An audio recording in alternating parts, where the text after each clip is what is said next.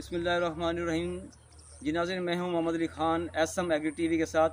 ये पलूनिया का प्लांट्स है जो हमने 17 अक्टूबर 2024 को लगाया और 3 अप्रैल को इसकी जो पैमाइश थी, इसका जो कद था वो 3 फुट था और 7 मई 2025 को इसका कद तकरीबन 4.6 फुट था। 3 जून 2025 को इसका कद 7 फुट था और आज तारीख है 1 जुलाई 2025 बरोज़ मंगल। आज इसका कद जो है इस वक्त तकरीबन 10 फुट के करीब है। ये पलूनिया की शानदार ग्रोथ आपने देख ली है।